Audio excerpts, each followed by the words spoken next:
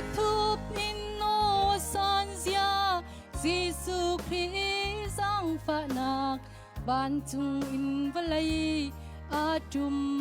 in Bethlehem le Calvary athim mo kay ma cha dot nak laki asang big dot na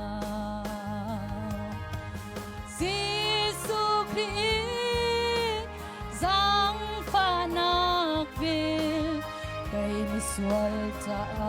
sung tu e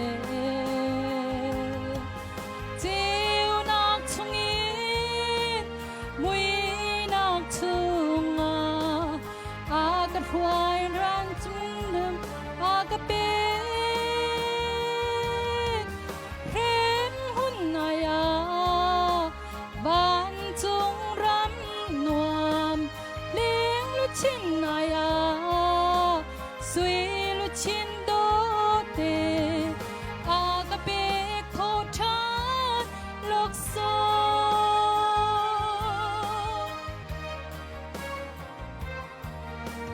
Giêsu Christเราเจ้าโหยกะสีกางหัลจังโนจุนลมนาคลากะสามีฟตินโวเลยอามันนิงโลวเลยมีกาสิติเหลาบานจุงรำมีกะสีจังอาเมนGiêsu Christ sang pha nak vil kay miswal cha sung tu ken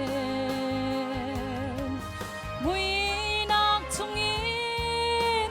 chiu nak chunga agat huay lak song sung agat bit rem mun naya ban chung ram nuam ling lu chin naya sui lu chin do ten agapit tho chan lok so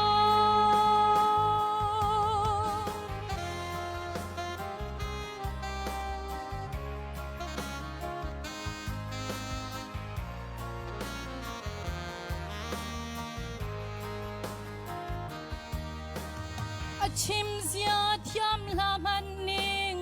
aril zia chu ka thiam chang boy pa ka pek mi tha chua karil i boy pa tha chua tam zia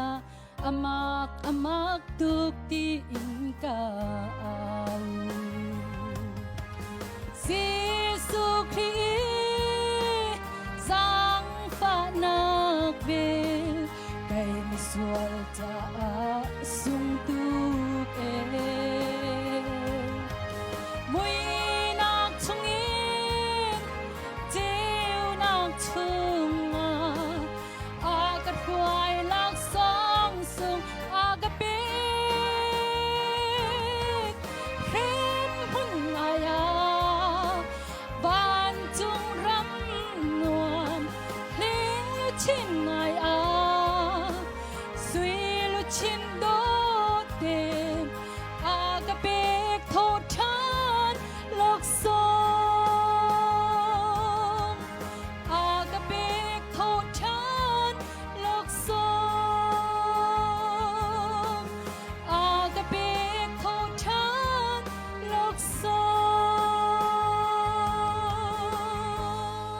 boy pa na sumpanak chaw ko se